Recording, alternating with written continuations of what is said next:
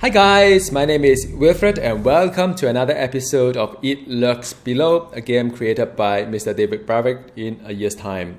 So I've done some videos on how this game plays like, the first kind of impression as well. I've also shown you how to survive with the food and kind of hunger and stamina and whatnot of it. So today I'd like to spend some time talking about the stat and the game design, because I think I do not know other games of the similar genre, I must confess, but knowing Mr. Brevik, he always try to do something that is kind of fun and have an ARPG component to it. So I would like to talk about the game design from an ARPG perspective today. So it's not much of action, but going through the stats and the gears I've got so far. Now I'm level 12 and I've spent about 9 hours to get here. So I like to just, probably just to showcase to you where I am on my gearing kind of thing, and what I find it quite unique in this game as well, because some of you are thinking of whether it's worth playing or not, and sometimes when you watch the video and gameplay, it may not represent this game well. Alright, so now the stat wise there are 4 attributes, and the first one is called attack power, second one is vitality, third one is intelligence, and then wisdom. Now what does each one of them do is that attack power is a multiplier to the damage. So it adds from 5%, 10%, so on and so forth, depending on how many points you put in. It is kind of interesting because the it is unlike the Marvel Heroes, which is a game that Mr. Brevik has created just before this game. In that game there are flat damage and crit and brutal, but the attack power directly multiplied the damage. I thought it is a quite nice design, because sometime back in those days it's very hard to explain to people, although you add X amount of damage to your normal damage, but effectively you are multiplying by 1.2 or whatnot, or 1.3. So this one actually become very intuitive, meaning that I am right now 40% more than my normal damage. That is as per my weapon itself. And then you could have the vitality, which is direct kind of like a relationship with the health. So the higher the vitality, the higher the health. So that's no brainer. Marvel Heroes has it too. Intelligence wise is the one that increase the mana pool. So just to demonstrate a little bit, mana pool is the one as you shoot it until the end, and it'll go through a recharge. Now I'm going to keep talking about Marvel Heroes as well, because a lot of time I think a lot of you from this channel came from that era or background, so probably something you can relate to. But if you don't know this Marvel Hero game, it doesn't really matter actually.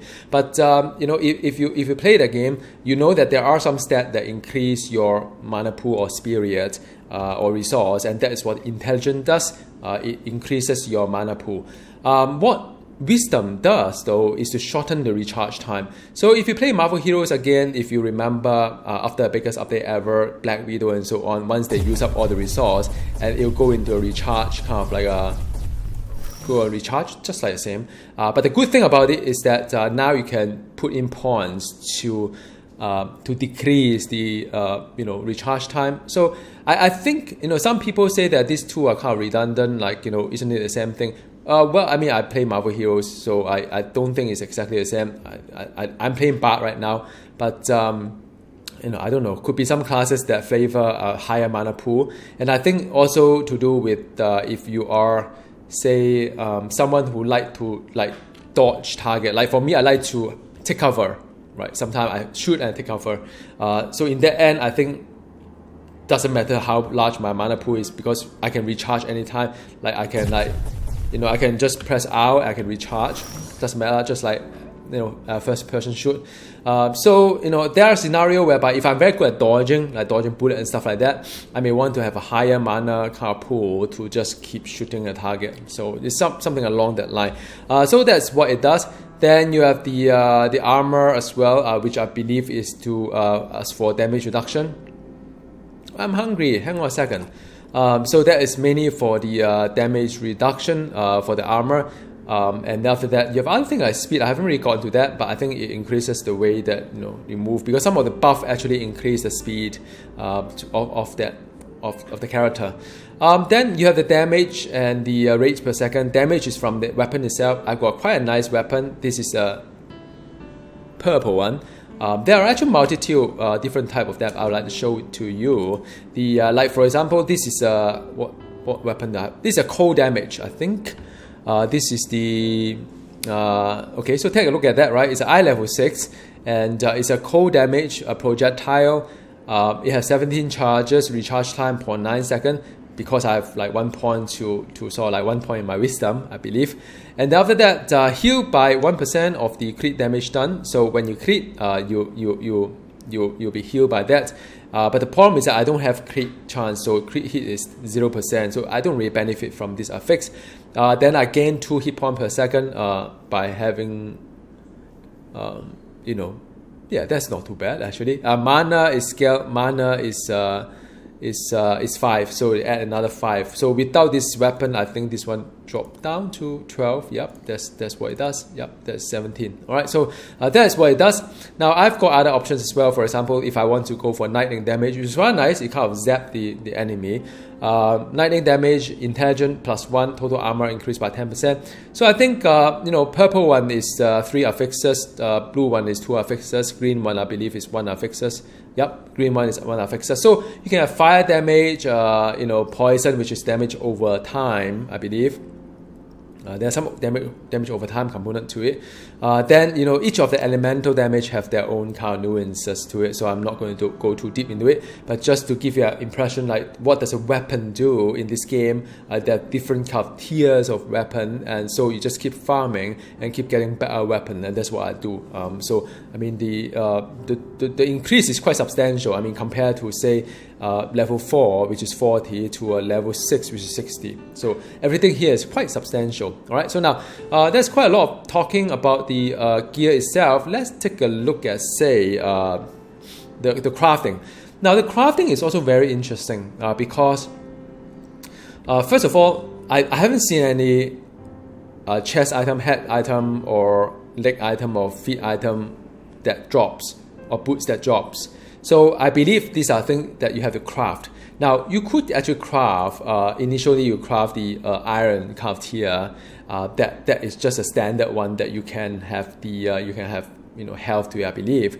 And after that, you can have the copper tier. So the copper tier will require copper, right? So you know, the lower you go down, the better quality of the mineral you get. So you know, initially my first 8 hours is all about iron. So I've got a lot of iron crafted. You see a lot of iron core actually. I've got a lot of irons as well, iron bar. But then, you know, after that you have the copper as well, which is later on in the game when you get deeper underneath. So now the interesting thing about the copper versus the iron is that the iron is just a generic stats, nothing special. What the copper does is that it has a crystal socket. So the copper gives you armor as well as hit point, which is nice. But there's also a chance for you to slot like crystal inside. Now, for example, this one here, when I slot a green crystal, it gives 1 affix, which is hit point by 23. This one is also 1 affix, which is increase magic fine by 15%. So those of you who played the Diablo before, you know that you know, magic fine is quite a nice stats, because after I've got the magic item, magic fine percentage, I actually get better item out from it. I can see a difference, which is great. What are other options out there? I could have something called increased mana, which I may or may not want to do, because like I said, mana is not really my primary stats.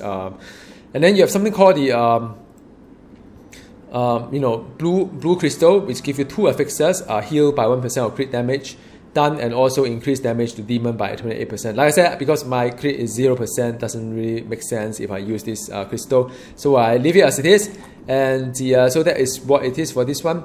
Then I've got a purple one as well, the Chaos Stone. Receive lightning is 10%, hit point and scale based on level, so that's great. if I equip this one, I've got 114 right now, but if I reach level 50, I have 605. So I'm kind of keeping it because I'm not quite sure if I will encounter a higher tier's armor for me to put the socket the crystal to. And then weapon maximum damage increased by 1. So all in all, what I really want to say is that you could craft your own weapon and slot your own socket to make it magical. Now, it is rather cheap to create the armor itself. So I guess if you say that, well, if I don't like this, magic find, if you find another socket that's better, you could actually create another items here, only for 3 copper bar, and you can put a socket there as you wish. So you can just keep crafting and keep farming crystal to it.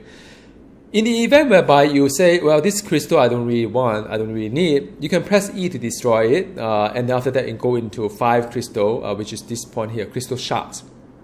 So currency-wise, there's gold. You sell items like seed, like this type of seed. You can actually gain gold. You destroy your crystal, you get crystal shards. And after that, as you take down name monster or like mini bosses here and there, or sometimes mobs as well, there's something called ancient orbs. For what reason I do not know yet, but once I find out, I'll let you know. All right. So now, why do you need a crystal for? Well, there are quite a multitude of reasons why you need a crystal for. It's because you would like to craft runes. Okay, now what are runes? There are actually many runes like Zig runes, Mel rune, Kapi rune, Mu rune, Ala rune, and the Omni rune. So those who have played Marvel Heroes, you're at home because you probably end up with quite a lot of runes to collect. Now, what the runes are for and what do they do? Well, let's start with the runes first. You could actually craft runes. Like for example, if I want to get another Mel rune, I use the crystal shard, 10 of them, and then use a dark stone brick, which is one of the crafting material combined with another one. I think it's stone combined with iron become like dark stone brick. But whatever. So you could actually create your own runes and bat rune. And some of them I haven't really seen it dropping, like bat rune as well as a dare rune, something that I don't know whether it will drop or not. So next question is, why do you care about runes? Well, the runes are pretty good for making rings. Like this is a ring of life tap, so you heal for 5% of the crit damage you inflict and give you 2% crit hit chance. Now, if you have been wondering, how do I increase my crit hit chance? Well, perhaps this is one of the ways. So with this ring, you have 2% to deal crit damage. But it requires you bat rune, Kapi rune, Mu rune, and copper bar. As you know, I don't have bat rune. So in this scenario, I probably have to craft the bat rune. If you look at ring of defense, this is really about 25% more armor that you have here. And then after that, you need 3 Ala rune and 1 iron bar. And I don't think Ala rune is that rare. I've got 1 already. Then you have Ring of High Jump, which is kind of nice because in this game, it lurks below. You have got to have quite a lot of jumping here and there. Higher jump will get you places faster. But I haven't seen any bedroom before, and in order to craft the bedroom, I need quite a lot of crystal. So I don't know, maybe I'll farm it and see how that goes. Ring of Resistance is really about the 20% to all resistance. So all these stats are pretty nice stuff. I suspect you could actually use it and carry it for quite a long level kind of thing. None of these have level requirement. Actually, none of this gear has any level requirement. So as and when you can create it, loot it, whatever it is, you get it. And you could actually equip them into the ring, kind of like a slot. And if you hit 25, then you can have 2 rings instead.